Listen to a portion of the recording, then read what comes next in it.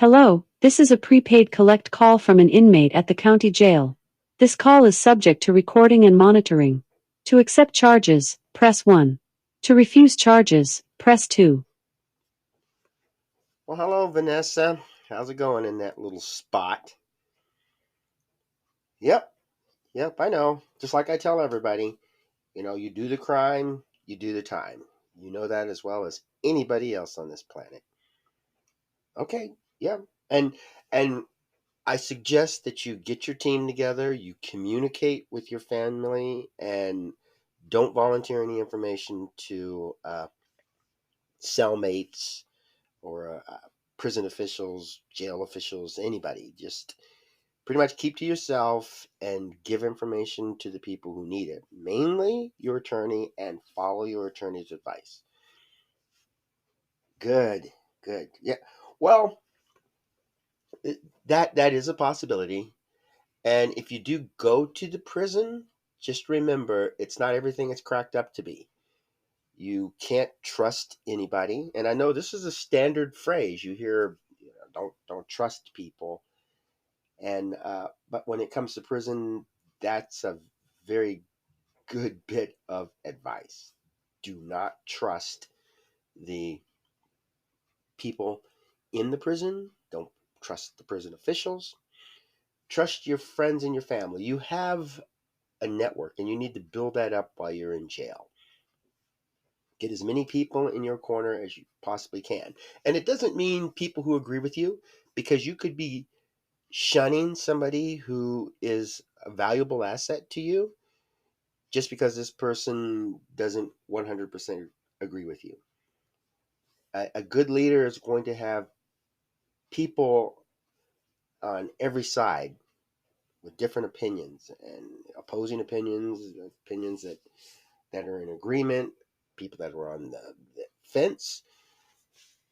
And when you can convince people who are a little skeptical, that shows that you are doing your work well. And if everybody around you is just yes, yes, yes, we agree, then when you sit down and do the fight, like in court, somebody's going to come up with something that you didn't expect. It's going to sideswipe you. So if you have people that can just play devil's advocate for you, you'll be prepared, and you want to be as best prepared for the court trial as you possibly can. And that's true too, because medical is very bad in the women's prison.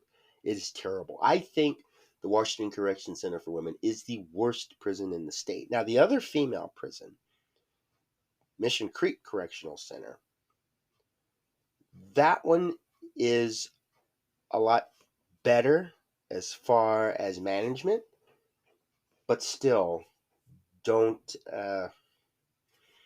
take anything for granted and don't let your guard down. Now, I made a video on what to expect when you go to prison. Hopefully, people will watch that and take that advice, because if you've never been to prison and you don't know what to expect, you could really lose uh, your advantage. People could take advantage of you. And that's the last thing we want. But in your case, you have people in your corner that's going to help you out. And they could gather information for you. So the more you know, the more likely you are to survive this place and come out a better person. The main thing to remember is You have 60 seconds remaining. don't expect this prison to do everything that it's supposed to do. There's a lot of people in there that are very selfish, and I've run into a few myself. These are the people I consider scapegoats, because the Department of Corrections, they'll throw these people out knowing their personality, knowing their history, and if things go bad, these people can be thrown under the bus. And for me, when I went through the You Paula have 30 Gardner seconds remaining. case, I wanted her to go to trial. I asked her to go to trial. We had planned for her to go to trial, but then she backed out of it and she did a settlement, which comes with a non disclosure agreement. and you can't talk about it, which means all these things can continue on. They pay some money, they keep doing what they want to do. Nobody knows because you can't talk about it. So express yourself, get the information out there, and make sure this thing stays in the news. Thank you for using Inmate Call. Goodbye. Hello, welcome to AQS Inmate Call, and I am your host, Joel Wilborn. And in this episode, I would like to discuss the weaknesses of the Department of Corrections. There's a myth out there that these people are doing everything that's right and proper, and that these people inside the prison are being treated the way they are supposed to be treated. And any problems that they have when they get out is their problem, or is caused by them and is not the result of their incarceration. The Department of Corrections isn't the best run, the best managed, the best organization in the state. It is just like any other agency out there, there's room for improvement. The difference is we give the Department of Corrections a little more leeway than we do other departments. Now, right now, President Trump is purging the United States government. He's trying to get rid of waste and abuse, and I'm really not sure why anybody would want to fight that. But if he's been thinking this through, we elected him as president. Let him do his job, and let's see what happens. If we're not happy, we can file protest or we can put lawsuits out there. But for now, it's more or less like he's trying to do his job, and we elected him to run the country, not us. And with the United States government, it's good because it's a republic, so the people do have a say with their representatives in each state. So we have 50 states and all these representatives that go to Congress and speak on behalf of the people. That's a good thing. In the state of Washington, where I'm dealing with the DOC, we have a governor who was just elected. He used to be the inspector general. And he would attack things that Trump would do back the time he was president before. And if there was something that he disagreed with, he was trying to look up for the rights for the people. And being a blue state, things like gender identity or rights for the illegal aliens, or maybe if he was cutting a program or cutting funds, this IG would just fight it. And when you're standing up for the rights of people, who can argue with that? It's very hard to oppose somebody who's for constitutional rights. Now, we may not agree with those rights, like we have some states out there that want to put biological men in the same sports category as biological women. There's those who oppose it, there's those who are for it. But if you have a majority of the people who are against it, and you're saying you want to stand up for the constitutional rights of people, you're kind of in a gray area there. And so there's times that there's some debate going on, but the states have a right to run the government according to the citizens of the state. And we have some states that allow concealed weapons, others that don't, and those that are strong on education, others that's not. And it depends on the people of the state, and that's the way it should be. That's what I support 100%. In the state of Washington, I'm all for human rights. Now, this person who fought for that is the inspector. Well, he's the governor now. He's no longer the inspector general. So it's kind of put me into a really unique situation here because I have a story that I didn't expect to come about, but I kind of led it into this. I wanted to see how the state of Washington would handle my particular situation. And it really didn't surprise me. If they had done the right thing and followed the rule of law, I really wouldn't have anything to talk about today. But they didn't. And so I've got a lot to talk about.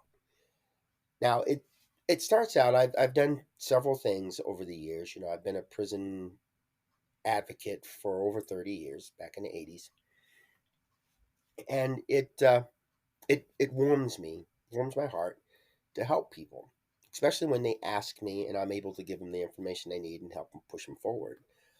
I worked with Paula Gardner when she won her $9.9 million settlement against the state.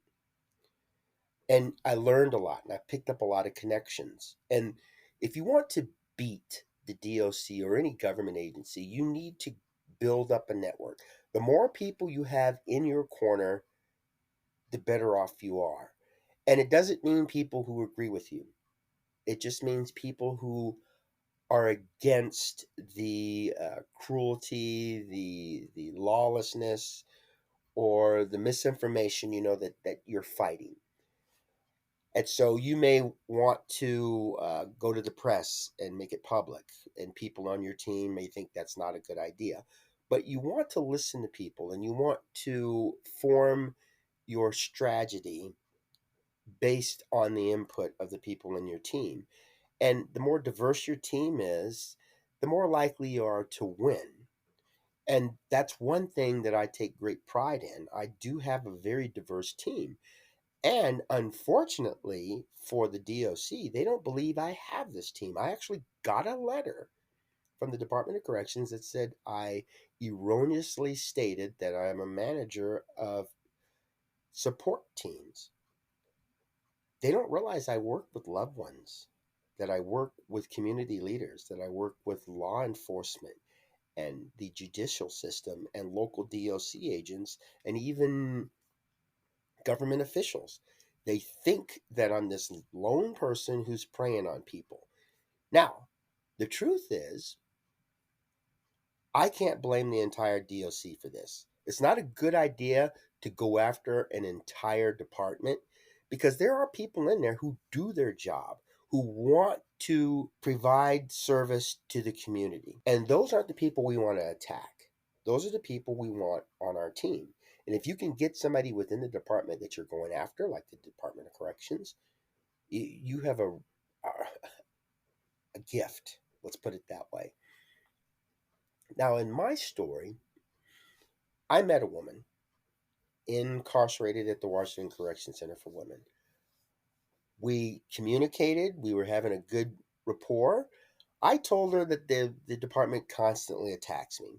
They don't want me talking to people because I reveal information and I keep them in the news. I want everybody to know what's really going on inside the Department of Corrections. Now, with me getting this information, it kind of makes officials within the DOC a little nervous. So the DOC assigned a person, Deborah Jo Wolford, to watch me. She's my handler. She says these things about me that aren't true. And I don't know why she thinks the outside world is going to believe that with no supporting evidence, but that's her personality. That's what I've learned about her so far. So the DOC, from what I understand, is using her as a scapegoat. If anything goes wrong, she was this little rebel that was acting on her own and they can just back out of it, which is very clever. Because rather than have the whole DOC tell me that I'm restricted from things, she does it. And for me, that's an advantage because I can link her to certain government officials within the DOC. Now, when I met this woman, I wasn't planning on any romance. I wasn't planning on getting into a deep romantic relationship with her. But she's a sad, lonely, she's reaching out. And a lot of the women in there, they just want somebody to talk to connect with. And I guess I said the right things. And I know she did. And we wound up getting engaged.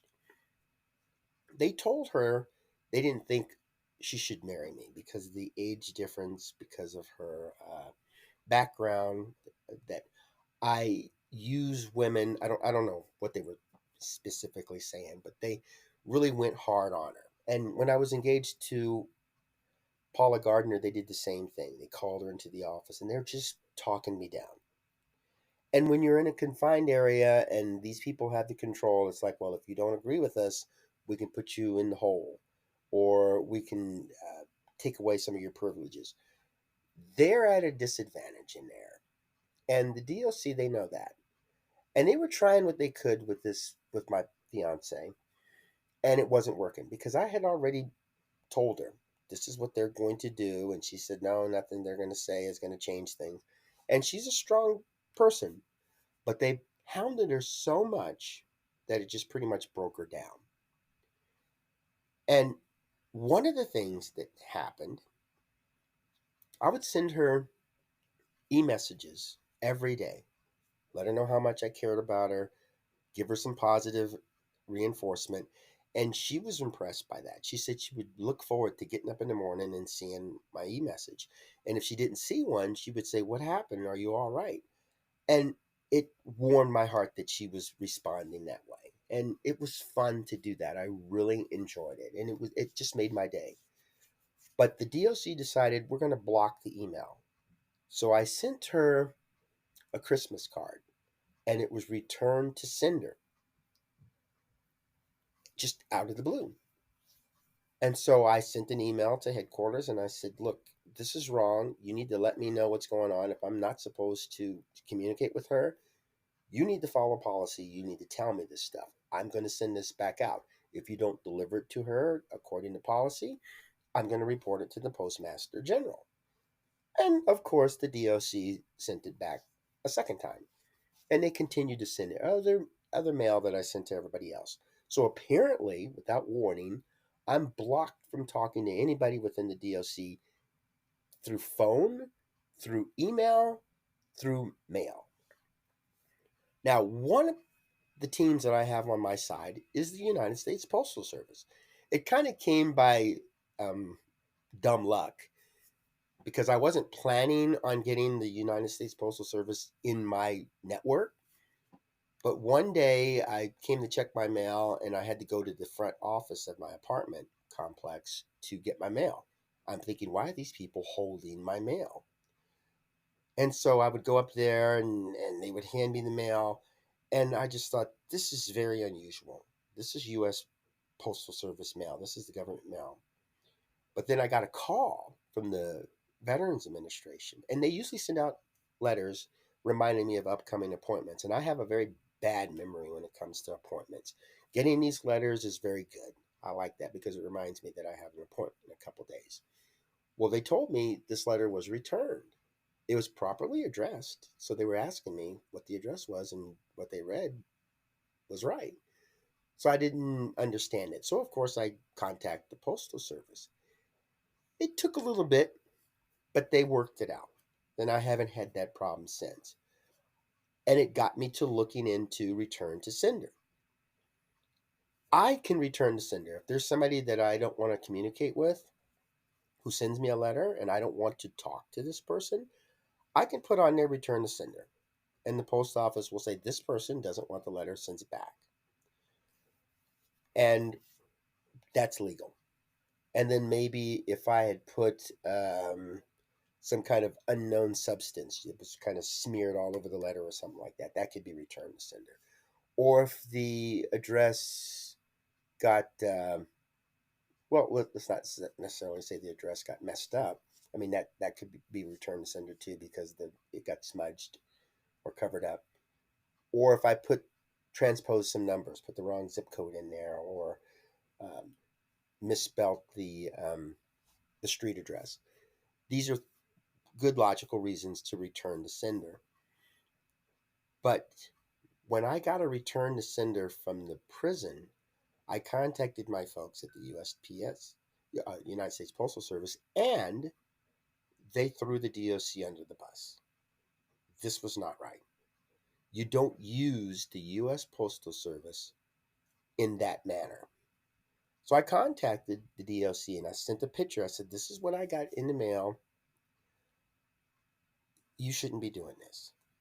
I need an explanation. I need you to explain why you did this, who authorized this, what policy you're following, and how can I appeal this when I never got a letter like I'm supposed to telling me you're not supposed to talk to this person. They banned me from talking to my fiance. They blocked my phone. And so now Since I can't call the prison, I'm blocked from her. I already put in the paperwork for a marriage ceremony. I put in paperwork for visitation. And guess what the DOC did?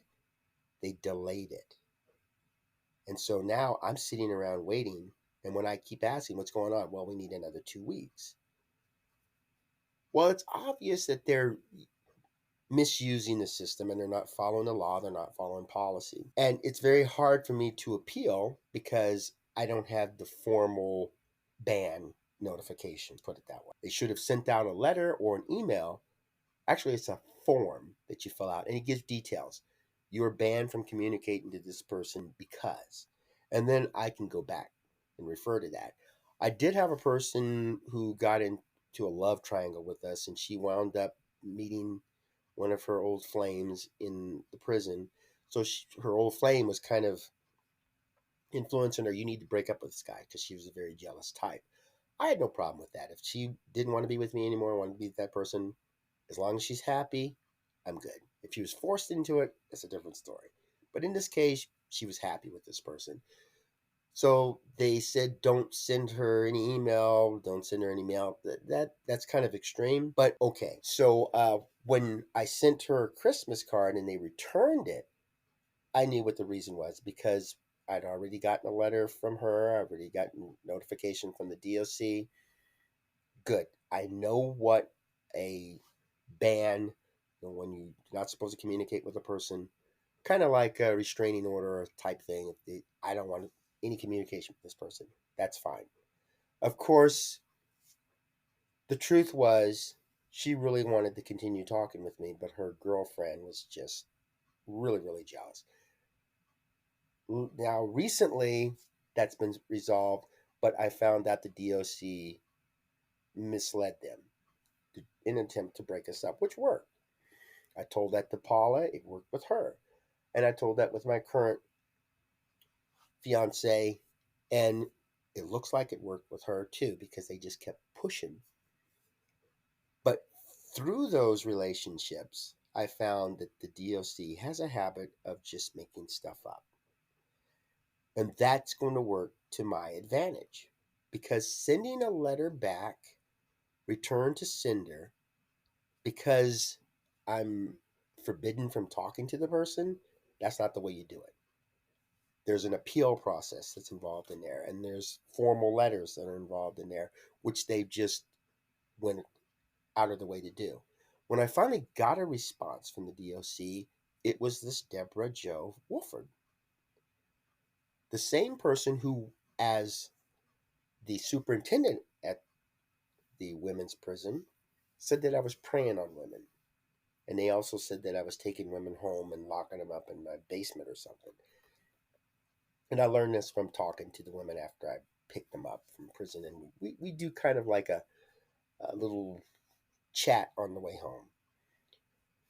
Well, Wolford is no longer the superintendent at the women's prison. She works as the deputy assistant secretary in Olympia, which is like 34 miles away from Gig Harbor, where the women's prison is. But somehow she knows that I am preying on these women and I'm a terrible person. There's no evidence of that. Never has been, never will be, because that's not what I do. I communicate with women because they recommend their friends. I enjoy talking to this man. You should talk to this man. And so my contact list grew. And usually it's things like, could you put my profile on Facebook so I can find somebody, or like the caged women or pen pals for prisoners, things like that. Or they would want me they would ask for questions about how they can get married while they're in prison, or if I could help them get their tax return. And these are things that they can't do within the prison. And with Paula Gardner, I helped her get clemency, and I helped her find an attorney so she could sue them for her getting cancer. And you can see her story on my YouTube channel. And so I like what I do, and it's nice to help them. But it hurts the DOC because it puts them in the bad light. So I have to find out who it is that's causing all this. I write to the governor. The governor passes it on to the DOC. And the DOC is run by someone who used to work in the IG office. And I write to him. He passes it on. Of course, it gets back to Deborah Jo Wolford. And whatever she says, they're willing to back it up. But if things go south, they will throw her under the bus. I don't think she realizes this, that she's the scapegoat. Because if I do decide, let's say, to go to court, I'm not the one that's going to go after their scapegoat. I will go after the governor.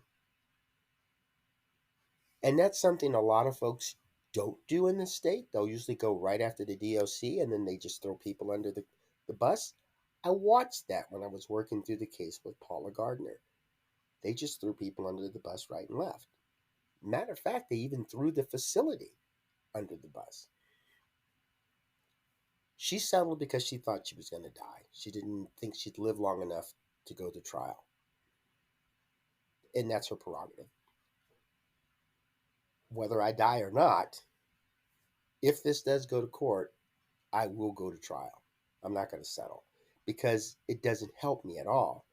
I need this information broadcast. The most important thing I can get out of this is to sit with the press and explain this situation that I have. That I fell in love with somebody, proposed to her, started doing all the paperwork, and then got drastically stopped. And this governor, who used to be the IG, who used to fight for human rights, is now the one who's suppressing my right to communicate with the people in prison, my right to get married, and my right to speak my opinion, express my feelings, my freedom of speech. He's holding all that back. So it's easy for me to go after the governor, and the governor doesn't want to be into this mess. And so my mission is to let him know through all my emails and all my correspondence, I hold you responsible for the DOC. I'm not going to hold Deborah Jo Wolford responsible because she's nothing but a pawn. And when you do fight the Department of Corrections, don't single in on one person. And you'll know that the person is doing something. You can use the correspondence, but these people answer to somebody. Say this person works for the assistant secretary, who works for the secretary, who works for the governor. And that's how you break it down. Because, like I said before, there's a lot of people that work for the Department of Corrections that are doing their job well. These are the people you want on your team. And if you highlight what they're doing, you talk to maybe the secretary in one of the other departments or one of the other sections who gave you some good information. Maybe you were looking for some information on the policy procedures and stuff, and you got that information. You want to highlight that. These people within this area of the Department of Corrections helped me. These people did not. And it's going to be tough for them to pinpoint on a scapegoat, and they'll have to take responsibility. If the governor, who is an advocate for human rights, takes the responsibility for what his Department of Corrections did, I have a better chance of winning. After talking to the United States Postal Service, talking to the Federal Communications Center about my phone, talking to the ACLU, going to court is the best bet, not a settlement. That's my personal thing. So when you go against the Department of Corrections, once again, don't pinpoint on just one person, but use that person the way the Department of Corrections uses them. That's your scapegoat. You can blame things on this person, But this person answers to the department, and the department has to weed out the bad people. And that's our responsibility to push that out. And then when you do this, you want to follow up on it.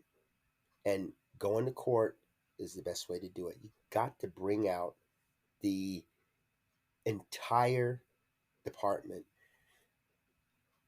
so that they can, so that when it's put into the public, they'll realize not everybody in there is the bad guy, but there's enough that need to be weeded out in order to keep this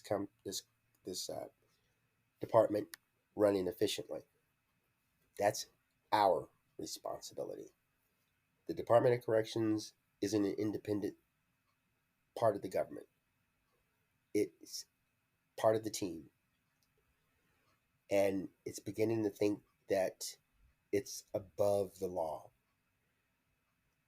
We need to keep track of that.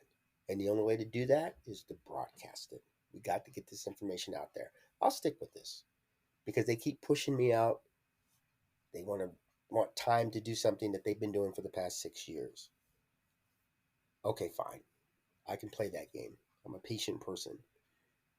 But my ultimate goal is to expose the corruption, expose the abuse, and expose their system of using one person as a scapegoat. That's got to go.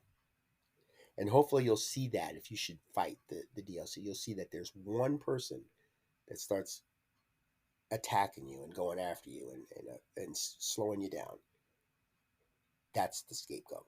It takes a little while to figure things out. It may take you a year or two. But do your research, and it will pay off in the end. And a lot of people will benefit from this. Well, thanks for tuning in, and I hope that you talk to your friends and family about this. And if you know anybody that's incarcerated, get as much information. Make sure these people are keeping notes because you never know when things are going to fall apart. It could rely entirely on you. Hope not, but that's a possibility. Well, go out and have yourself a magnificent day and make fantastic memories for tomorrow.